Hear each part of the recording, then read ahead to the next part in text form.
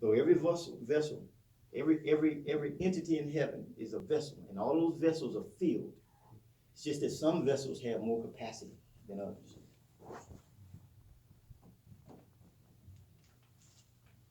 Secondly, the least saint in heaven is greater and knows more and loves more and does more in praising God and receiving more from God than the greatest in this world. The saints of earth, the true saints on earth are excellent ones, but those in heaven are much more excellent. Amen? Amen.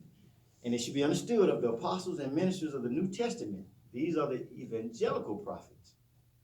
And the comparison between them and John is not with respect to their personal sanctity, but to their office, what they were called to do. John preached Christ coming, but they preached Christ not only come, but crucified and glorified.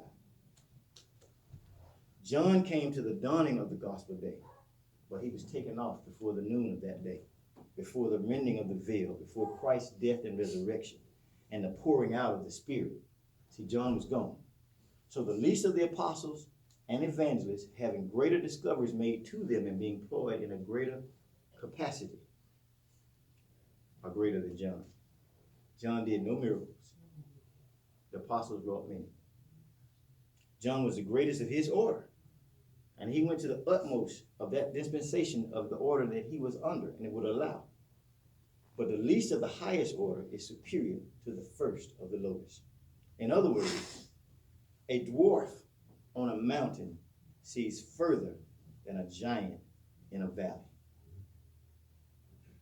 A dwarf on a mountain sees further than a giant in a valley.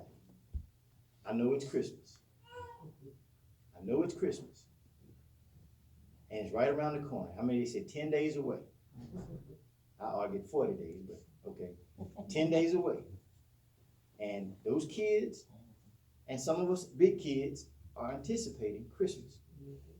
But there's a greater gift that's coming that we need to be anticipating. Deferred gratification and anticipation. Thank you.